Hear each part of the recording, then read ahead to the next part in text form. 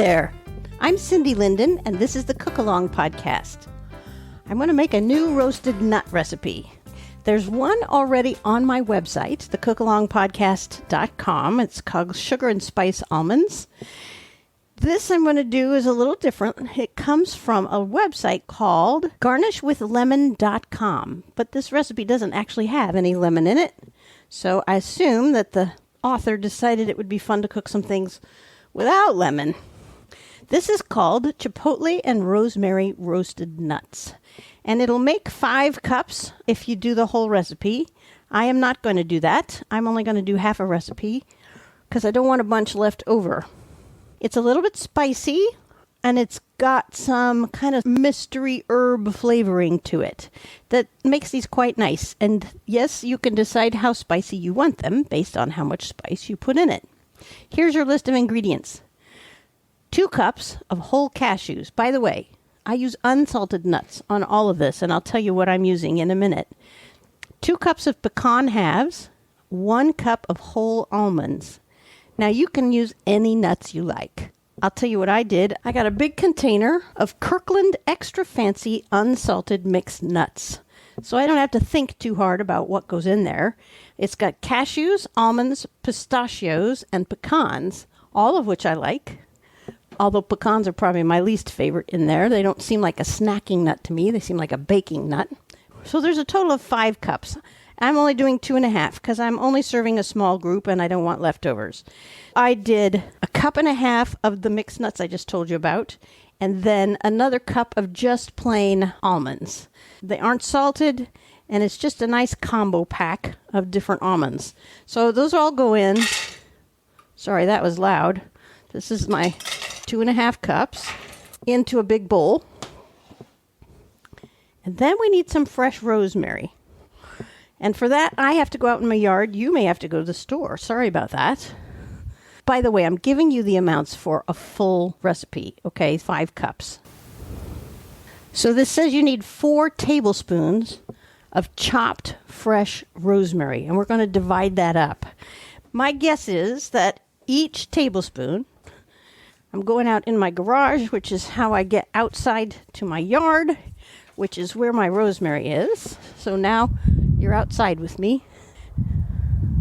I have this great, big, beautiful, well, all right, it's not that big, beautiful rosemary bush. It's about 3 feet across and 3 feet wide and 4 feet high. And I'm thinking that for every tablespoon of chopped rosemary, we need about a 10-inch stalk. So if you've bought your rosemary at the grocery store, it might take all of it. I'm clipping 2. I'm only doing 2 because I'm cutting the recipe in half. So 2 about 9 or 10-inch stalks. And then we're going back in out of the cold. Yes, it's winter here. All right. Now, in order to use these, what you want to do is get the rosemary off the stick. So hold the rosemary by the growth end, not the stalk end, and grab the sort of stem with your other hand and pull backwards off the stick, and the rosemary will come off in little clumps. Some of those may have really big sticks you want to cut off. Some of them will be just the leaves. Once you've pulled your leaves off the stems here, you just chop it up. Chop it until it's 1/4-inch pieces maybe. It won't take very long. If you're doing the full batch, it'll take a little longer. All right, now, the do-aheads.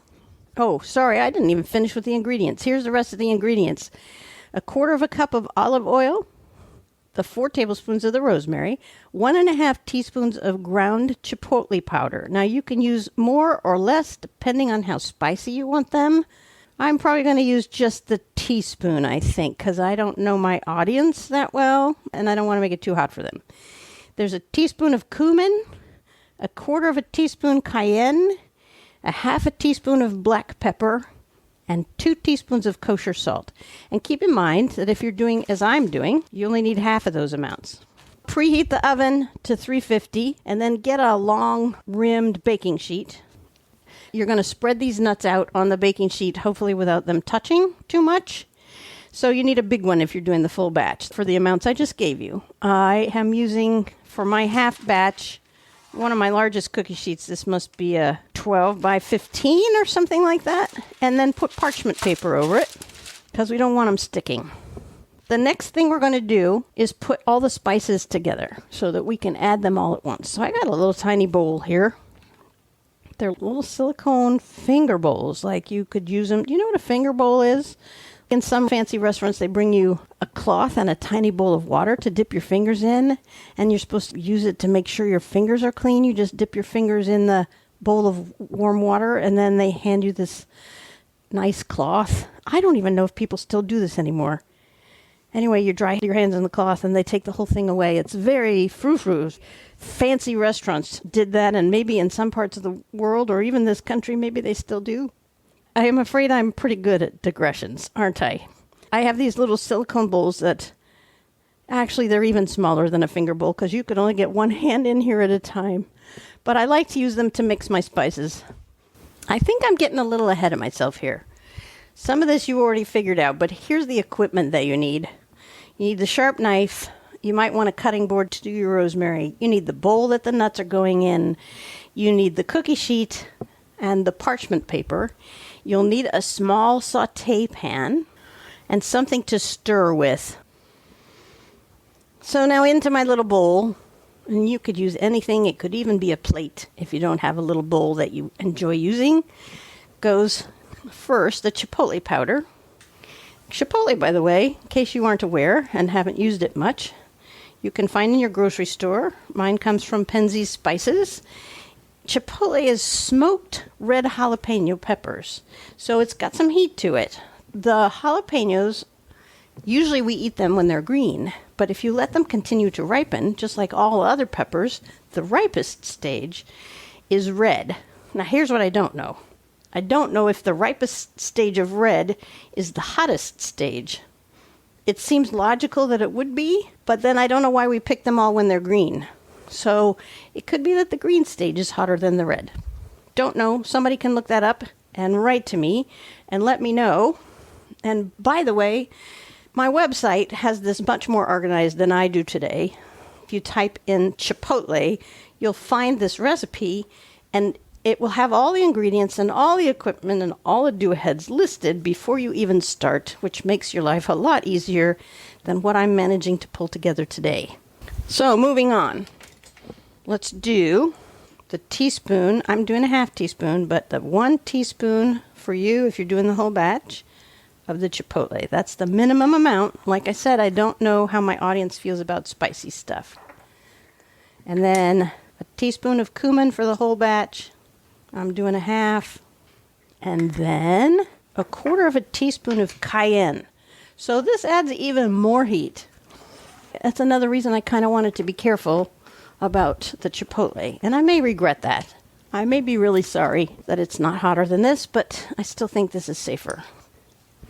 And then a 1/2 teaspoon of black pepper, and I'm just using fine black pepper for this because fresh ground would be too big for what we're doing. So the 1/2 teaspoon is for the full recipe, so a 1/4 teaspoon for my half recipe. And then for the full recipe, 2 teaspoons of kosher salt. And we may want some more salt at the end. I kind of think we will. And if you're going with me on the half batch, it's just 1 teaspoon at this moment. Okay. I'm going to mix that up a little bit. And now I am assuming that your oven is preheated. If your isn't, this is a place to pause and go wait for it to preheat. We're going to do a step before we put it in the oven. And this is part of what makes this recipe a little bit different, is instead of just tossing the nuts with the spices and throwing them on the cookie sheet, we're actually going to heat some oil first. So you'll need a little pan. I got a nice small cast iron I'm going to use. And that is where you put your olive oil, which is a 1/4 cup if you're doing the whole batch. And it's an 1/8 cup. Or if you don't have an 1/8 cup measure, it is 2 tablespoons of olive oil into your pan. And we're going to heat that up just until it's warm. We don't want it hot. We just want it warm. We don't want it to smoke We don't want it to cook anything. What we're going to do is put the rosemary in there to let it warm up, which releases the flavors. I'm going to heat my oil at kind of medium heat, but I'm going to pay attention to it. And in case you haven't heard me say this before, I have a glass top electric stove. So what I'm going to do is heat the pan with olive oil until it starts to feel a little bit warmed when I hold the palm of my hand about an inch above the surface of the pan. And then I'm going to turn my stove completely off because I can keep it warm on the residual heat of both the cast iron and the glass top stove underneath it. If you are using a gas stove, you're going to have to be much more watchful. But even then, once you've heated that oil up, you may be able to turn off your heat and just use the heat from the pan and the oil, because we're only going to put the rosemary in there for about a minute, just enough to let it release its oils and flavors a little bit. Well, the pan feels warm to the palm of my hand, so here's what we're going to do. We want 3/4 of the rosemary. So whether you at this point are using a tablespoon and a half or 3 tablespoons, 3/4 of it is now going in the pan. Just leaving 1/4 of it on your cutting board. And this is where you need your stirring implement, and just stir that around for about a minute. And that will start to smell nice. And the rosemary shouldn't be turning brown at all. It should be staying completely green. In fact, mine looks even greener than before I put it in the oil. Like magic. Just keep sort of stirring that around. Take a sniff and see if it just smells like olive oil or if it smells like rosemary a little bit. After we've got a little fragrance to it. Oh yeah, definitely smelling like olive oil with rosemary. But first time I smelled it, it did not. It just smelled like olive oil. This time it definitely smells like rosemary. So now the little bowl of spices that we compiled is all going into that little pan with the olive oil and the rosemary, and stir that around.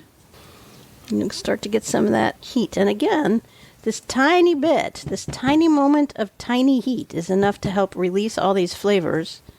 It opens everything up and helps them become more aromatic and more flavorful, and it's flavoring the oil. Now, after that's all stirred together and it looks like it's all smooth and you don't have any lumps of spices or anything, pour that whole pan of stuff over the nuts in the bowl. I should have said at the beginning how easy this recipe is. The hardest thing is that maybe you won't have the spices or the rosemary. Other than that, if you have these things, it's really easy, because now we're just going to stir the nuts and distribute those spices so that every nut has a little coating of oil and some of this spice mixture on it. And then we spread that out on the prepared cooking sheet with the parchment paper. Oh, I want to get all this stuff out. Look how much sauce stayed behind. I don't want that. And then spread them around so they're not piled on top of each other. If you can get it as far spread as a single layer, that's the ideal. Shouldn't be too hard if you used a big enough cookie sheet. And if you didn't, you may have to start a second cookie sheet. Just repeat what you're doing. Scoop some of those nuts out of there and put them on the second cookie sheet. You can put both cookie sheets in the oven at the same time if you have more than one shelf. Those are ready to go. Now they go in the oven for 15 to 20 minutes or until they're golden brown. And we're going to stir them once through. So, on the assumption that it's going to only take 15 minutes to turn them golden brown, I am going to set my timer for half of that time. I'll call it 8 minutes because it doesn't do halves. And then we're all going to go away. You can go away and come back when that goes off. And we'll stir them and then put them back in. And then we have one more step before you serve these. So for the next 8 minutes or so, go away and then come back to me and we'll turn them over, okay?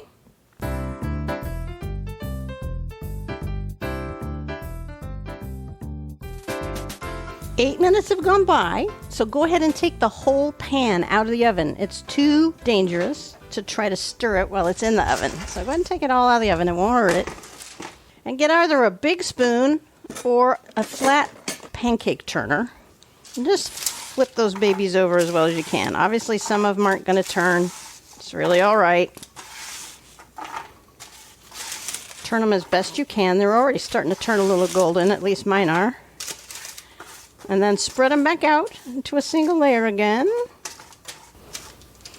Get rid of the sauce that collected on the spatula because it belongs on the nuts, not on the spatula.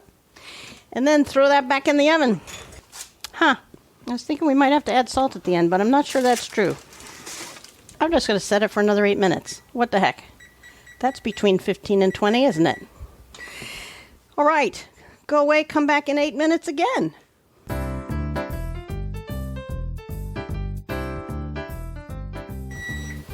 All right, there's my oven, signifying the second set of 8 minutes. So, we're going to pull these out. Yeah, they're gorgeous. They're kind of sizzling and brown. Very nice. Very, very nice. Now, you should still have a little of that broken up, chopped up rosemary. And if you have in this pile any of those just plain empty sticks that don't have any rosemary leaves on them, you probably should weed them out. I got a couple here, but mostly it's just leaves. Just sprinkle the rosemary over the top. It's probably not going to stick. That's okay. It will still stick to some of it and make a pretty sort of green look on them, because the other rosemary, as you probably notice, is not green anymore. And then I'm going to tell you to do this, but I'm not going to do it right now because we're going to have to wait. I didn't think about this. But the other thing is we might need to add more salt. But because it tasted a little bit salty when I cleaned off the spatula 8 minutes ago, I think I don't want to salt them until we taste one. These nuts are ready to serve, except that they need to cool, and they might need a little more salt over the top. And if you sprinkle on them while they're still kind of wet looking, the salt should stick to them. But like I said, don't do it until you've tested to see if it really needs it. If you and your friends like this recipe, please feel free to share the podcast with them. Tell them you listen to the Cook Along podcast. You're my very best advertising, and I appreciate that you cook with me. Consider throwing a donation my way via your Acast app or patreon.com.